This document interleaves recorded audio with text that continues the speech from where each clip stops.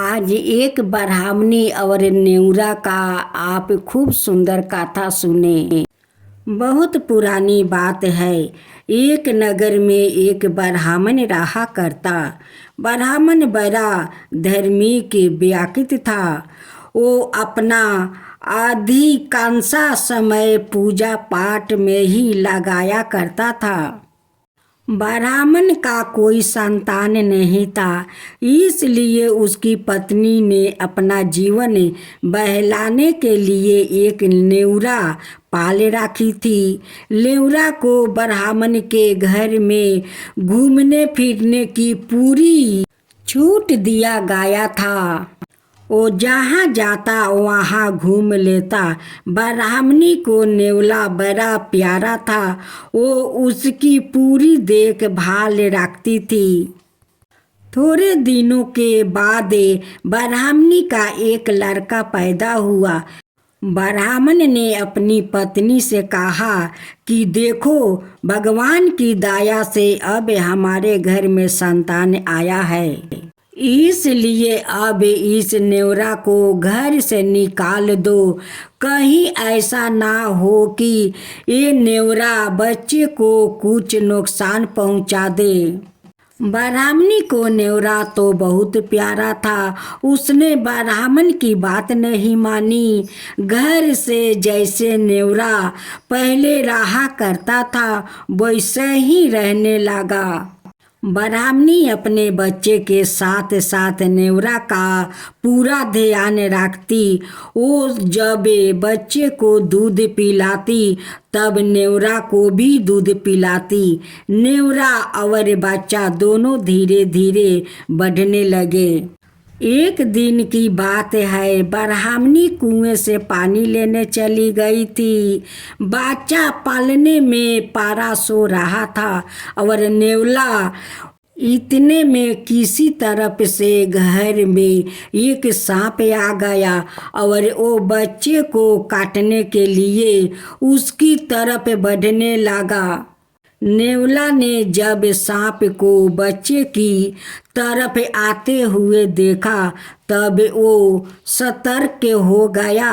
नेवला तो सांप का वैसे ही शत्रु होता है, इसलिए जब सांप बच्चे के पास आ पहुंचा तब नेवला ने झपट कर सांप के टुकड़े टुकड़े कर दिया। घर में चारों ओर खून के छींटे बिखर गया और नेवला का मुंह खून से भर गया। नेवला अपने मन में बड़ा खुश था कि उसने अपने मालिक के बच्चे की जान बचा लिया है। वो अपनी बहादुरी दिखाने के लिए घर के दरवाजे पर आ बैठा। ब्राह्मणी जब कुएं से पानी लेकर लौटी तब उसने खून में सने नेवला को दरवाजे पर बैठे हुए देखा। नेवला को देखते ही वो घबरा गई। उसने अपने बच्चे का ध्यान आया, समझी शायद आज इस दुष्ट नेवरा ने उसे मार डाला है, इसलिए वो एकदम गुस्सा हो गई। उसने अपने पानी से भरे घड़े को नेवला का ऊपर पटक दिया। नेवला मर गया। ब्राह्मणी रोती बिलखती हुई घर के अंदर पहुंची तो देखती है कि मेरा बच्चा तो आराम से पलने में सो रहा है। पास में एक मारा हुआ सांप पड़ा है। देखते ही उसको अपनी भूल मालूम हुआ। वो पछताने लगी कि बेचारा नेवला की जान व्यर्थ में ही गई। ब्राह्मण जब लौटा तो उसे सारा हाल मालूम हुआ। वो ब्राह्मणी से बोला, बिना सोचे समझे जो काम किया जाता है उसका ऐसे ही परिणाम निकलता है।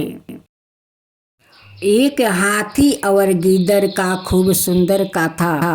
एक जंगल में बहुत से गीदड़ रहा करते थे। उन गीदड़ों का एक सरदार था जो उनके आपस के झगड़ा को निपटाता था। सरदार गीदड़ बहुत चतुर था और अनुभवी था। वो अपने साथी गीदड़ों के हर बात का उत्तर खूब सोच समझकर दिया करता था। एक दिन एक गीदड़ ने जंगल में एक हाथी देखा। हाथी को देखते ही वो गीदड़ भागा भागा अपनी टोली में आया और आकर अपने सरदार से बोला, महाराज, आज मैंने एक बहुत पलवान जानवर देखा है। अगर वो जानवर हमारी तरफ आ जाए तो हम में से यहाँ कोई नहीं बचेगा। सरदार ने पूछा, भाइयों, जानवर कैसा था? कुछ हुलिया तो बताओ। खबर लगाने वाले गीदड़ ने कहा, महाराज, उसके चार बड़े बड़े पैर ऐसा है जैसे खजूर के पेड़ के तन और कान भी खजूर के पत्तों की तरह बड़े बड़े हैं। उसका मुंह भी उसका पैर की तरह नीचा लटका हुआ है। सरदार ने पूरी बात सुनने के बाद तुरंत समझ गया कि हो ना हो इस गीदड़ ने किसी हाथी को देखा है।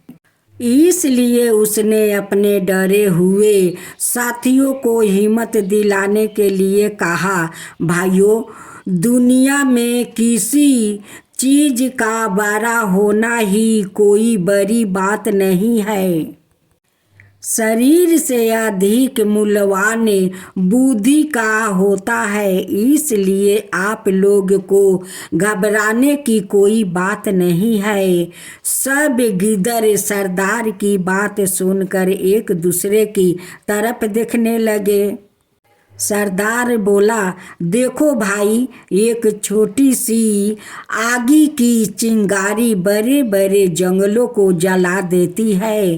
शेर का एक छोटा सा बच्चा बड़े बड़े जानवरों को छक्का छोड़ा देता है।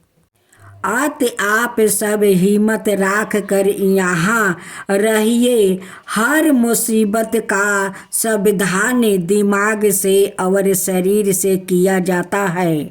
डरने से काम नहीं चलता है। उन गिदड़ों में से एक गिदड़ बोला, यह बात तो आपकी ठीक है, किंतु एक बात यह तो बताइए कि हम उस जानवरों के होते हुए यहाँ सुख से कैसे रह सकते हैं? जब तक वो जानवर इस जंगल में रहेगा तब तक हम यहाँ सुख से नहीं रह सकते। सरदार ने खबर लेने वाले गिदड़ से पूछा, क्या तुम यह बात कह सकते हो कि वो 12 जानवर इस समय कहाँ है? गिदड़ बोला, हाँ, मैं आपको वहाँ ले चलता हूँ। सरदार गिदड़ के कुछ सोचने के बाद बोला, चलो मैं चलता हूँ और तुम सबको दिखाता हूँ कि बुद्धि से बल को किस तरह हराया जाता है। सब गिदड़ इस बात पर सहमत हो गया। सरदार गिदड़ का खबर लेने वाले गिदड़ के साथ साथ उस हाथी की ओर चल दिया। हाथी जंगल के एकांत में बैठकर आराम कर रहा था। सरदार ने जब उसे देखा तो उसे अपना अनुमान ठीक लगाया। अब वो हाथी को मारने की तरकीब सोचने लगा। थोड़ी देर बाद उसके दिमाग में एक तरकीब आई। वो उस हाथी के पास पहुंचा और हाथ जोड़कर बोला, हे महाबली पोसु श्रेष्ठ परिणाम। हाथी ने जब उसे अपरिचित गिद्धरों को प्रणाम करते देखा तब पूछा, कहो भाई, तुम कौन हो? यहाँ मेरे पास कैसे आए हो? गिद्ध ने हाथ जोड़कर कहा, श्रीमान, बात यह है, हमारे इस जंगल में कोई राजा नहीं है। हम सब जंगल निवासी भाइयों की यह सलाह हुई है कि इस जंगल का आपको राजा बनाए। इसलिए मैं सब भाइयों की ओर से आपसे प्रार्थना करने आया हूँ, कृपया स्वीकार करें।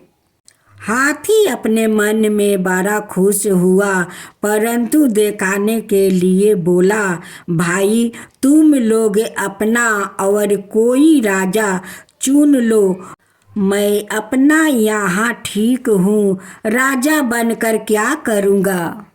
गिद्ध तो बड़ा होशियार था, इसलिए वो समझ गया कि हाथी जरा अपनी खुशामद और कराना चाहता है। बात बनाकर बोला, नहीं नहीं, ऐसा नहीं कहिए, आपके समान इस जंगल में और कौन सा बलवान, चतुर और गुणी है जो राजा बनने लायक है। हम आपसे विनय करते हैं कि आप हमारी प्रार्थना स्वीकार कर ले। हाथी खुश हो गया और वो गिद्ध की चालाकी नहीं समझा। बोला, अच्छा, जब तुम लोग नहीं मानते हो तो चलो, मैं तुम्हें निराश नहीं करूँगा। गिद्ध चला सफल हुआ। वो तुरंत उठकर बोला, चलिए महाराज, आपका शुभ घड़ी में राज तिलक कर दे। हाथी तो गिद्ध की बातों से खुश हो गया था, इसलिए गिद्ध के साथ चल दिया। गिद्ध हाथी को बातों में बहकाता हुआ एक दल के रास्ते में जा पहुंचा। गिद्ध तो हल्का था, इसलिए तैर कर आगे निकल गया और दूसरे पार जाकर बोला, आइए महाराज, जल्दी कीजिए, शुभ मुहूर्त ना निकल जाए। हाथी खुश के जोश में था, इसलिए दलदल में घुस गया। दलदल में घुसते ही हाथी बुरी तरह फंस गया। हाथी ने अपने निकलने की पूरी कोशिश की, परंतु वो दलदल में से नहीं निकल सका और अंत में दलदल में फंस कर मर गया। गिद्ध खुश होकर अपने दल से आया मिला और बोला, देखो साथियों, बुद्धि के द्वार कितने बलशाली शत्रु को हमने हरा दिया। यदि हम बुद्धि और हिम्मत से काम ना लेते तो हम सब समझते हो जाते। इसलिए हाथियों, यह बात सदा याद रखो कि बुद्धि के सामने बल कुछ नहीं है। बुद्धिमान सदा सुख भोगते हैं।